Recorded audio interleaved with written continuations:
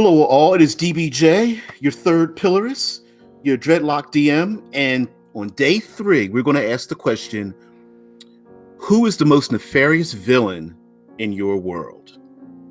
Now, it's kind of strange for me because in my world, I have the three kneeling gods, and they're the only ones left after the Gods Down event. And so in my world, there's the unanswered question of one of these three kneeling gods is the most nefarious villain in my world.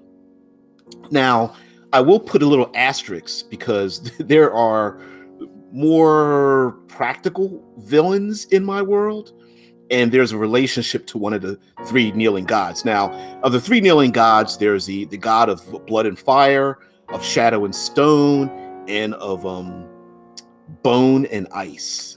And so of the three,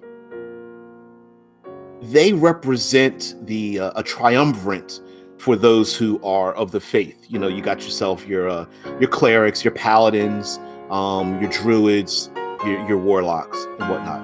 And one of them is the bad guy, and the other two are fighting against that one. No one knows which one it is. All right. But let's get back to the more practical villains in my world, which are those damn hags.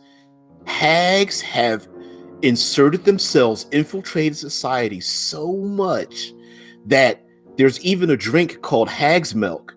And there's like this kind of a weird urban legend, even though it's true, that people become addicted to hag's milk and their bodies transform and they become these hideous monstrosities. And some people drink hag's milk so much that they turn away from humanity and become like these bizarre humanoid monstrous kind of things.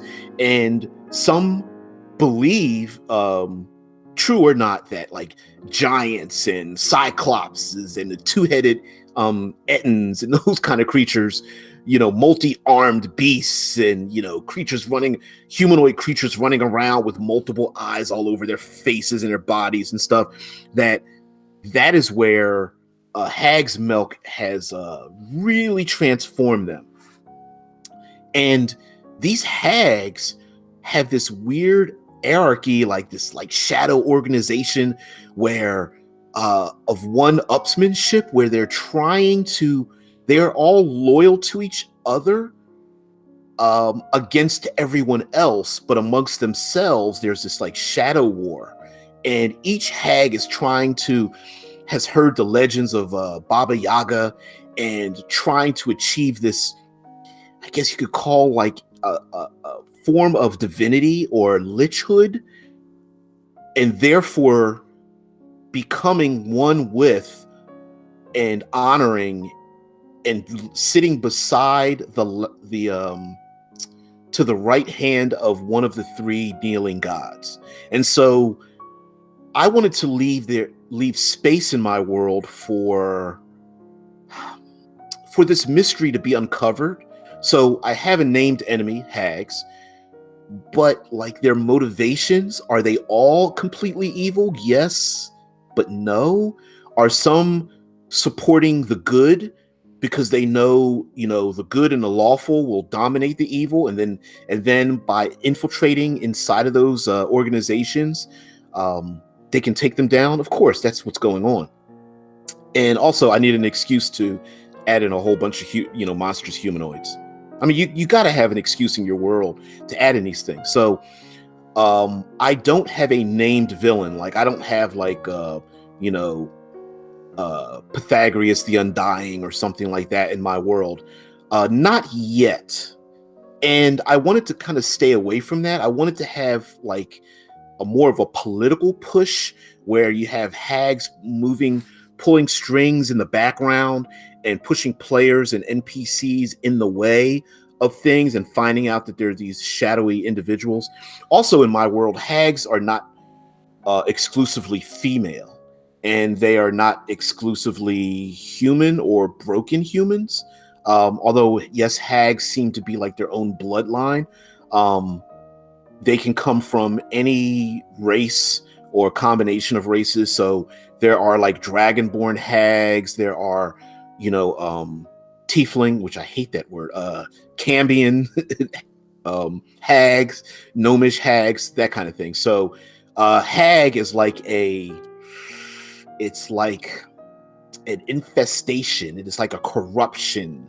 It is like being part of a weird fellowship, more so than specifically, old crone hags with bent bodies.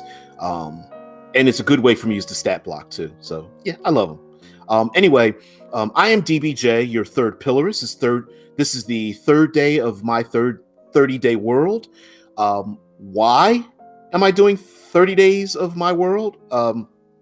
Well, it is in support of Tabletop Terrors and Absolute Tabletop. Check out both links below to their Facebook group and their websites. In support of a Kickstarter called A Dead Man's Guide to Dragongrin, which is a setting produced by James and Tim, and they have produced a huge number of videos talking about it. Please go on YouTube, check out their videos. I've got links below. As I said before, check out what they're doing. Very open, very honest about where this world is going, how you can participate in it, how you can shape it for your own, how you can create your own nefarious villains. Check out their other products too. Oath of the Frozen King and Aeronoth and the Convocation and the Copper Jackals, all that kind of stuff. Of course, join me over. Of course, if you're watching this, you're watching this on YouTube. So thanks for being a subscriber. If you do, add a thumbs up if you want. Add a comment. I try to respond to damn near everyone if I can. And join me at Critical Hit Publishing. I am the contributing writer to Critical Hit Publishing and the Cinematic Environs series. Link below. You can go on Drive Through RPG to find them. And if you're wondering about that, there's like videos below most of the cinematic environs, and you can check out the reviews by others like from Performance Check him out, and Red Dice Diaries, you got to check them out too. So yes, whole big giant family, thank you for watching. I'm DBJ, and I'll see you tomorrow.